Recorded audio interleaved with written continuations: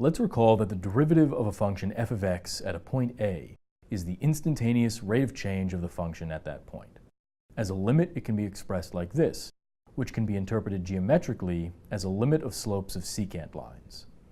The tangent line of the function at A is defined to be the line passing through the point A, f of A, whose slope is equal to the limit, if the limit exists. If it doesn't, then the function has no tangent line at that point. Note that this definition doesn't allow for a vertical tangent line to be a true tangent line.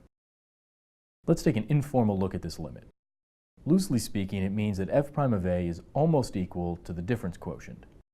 If we rearrange the terms, we get this expression, which means that the new function g of h is almost a linear function in h.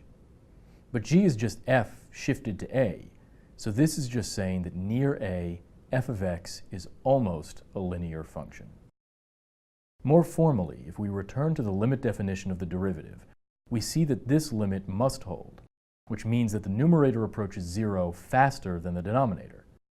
Geometrically, this means that as we zoom into the point A, f of A, the function gets closer and closer to its tangent line in such a way that makes it more and more difficult to distinguish between the two. In other words, the difference between the function and its tangent line is shrinking to 0 faster than the width of the zoomed window is shrinking to 0. This is actually a property that can be used to define differentiability, which we'll see in a moment. Let's look first at a standard application of local linearity.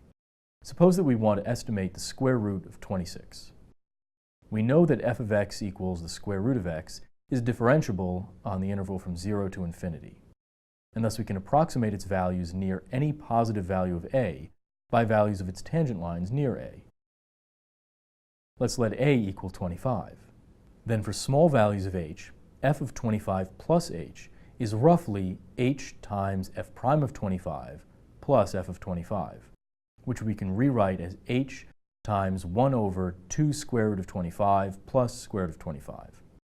When we let h equal 1 and simplify, we get square root of 26, approximately 5.1. Of course, this estimation gets better as h gets smaller. Finally, let's look at an alternative definition of differentiability that uses no limits, but rather just local linearity. Saying that a function f of x is differentiable at x equals a means that there's a function phi of x that's continuous at x equals a, such that f of x equals f of a plus phi of x times x minus a. The value phi of a is the derivative of f at a. In symbols, f prime of a equals phi of a. It's worth noting that in general, f prime of x is not equal to phi of x. This definition has several advantages. First, it provides a very good basis for generalizing differentiability to multivariable functions. It also defines differentiability using continuity rather than limits. You might object that we defined continuity in terms of limits, so this definition still relies on them. But rest assured that continuity can also be defined without using limits, even though we won't talk about that here.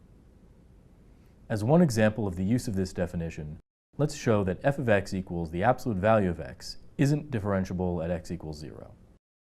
If phi of x is a function satisfying the absolute value of x equals the absolute value of 0 plus phi of x times x minus 0, then phi of x is x divided by the absolute value of x, which is not continuous at 0. So there's no continuous function satisfying the condition for differentiability. By the alternative definition, the absolute value of x is not differentiable at 0. We can also see this by zooming into the point 0, 0. No matter how far we zoom, the graph never starts looking like any line.